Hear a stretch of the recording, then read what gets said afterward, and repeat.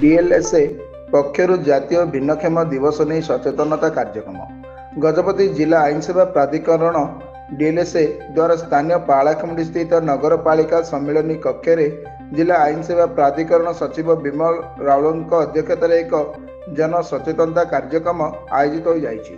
ଏହି କାର୍ଯ୍ୟକ୍ରମରେ ସମ୍ମାନିତ ଅତିଥି ଭାବେ ଜିଲ୍ଲା ଅଦାଲତର ଭାରପ୍ରାପ୍ତ ପବ୍ଲିକ୍ ପ୍ରସିକ୍ୟୁଟର ରାଜେଶ କୁମାର ମିଶ୍ର ତଥା ପାଳାଖେମୁଣ୍ଡି ସ୍ଥିତ ଜିଲ୍ଲା ମୁଖ୍ୟ ଚିକିତ୍ସାଳୟର ଡକ୍ଟର ଆନନ୍ଦ ସାମନ୍ତରାୟ ଉପସ୍ଥିତ ରହି ଆଜିର ଏହି ଦିବସରେ ଭିନ୍ନକ୍ଷମ ବ୍ୟକ୍ତି ବିଶେଷଙ୍କ ଅଧିକାର ସମ୍ମାନ ଓ ସୁରକ୍ଷା ସମ୍ବନ୍ଧରେ ସମସ୍ତଙ୍କୁ ଅବଗତ କରାଇବା ସହ ସେମାନଙ୍କ ପାଇଁ ରହିଥିବା ବିଭିନ୍ନ ଯୋଜନା ଆଇନଗତ ସହାୟତା ଓ ସରକାରୀ ସୁବିଧା ସମ୍ବନ୍ଧରେ विशेष सूचना प्रदान करथिले।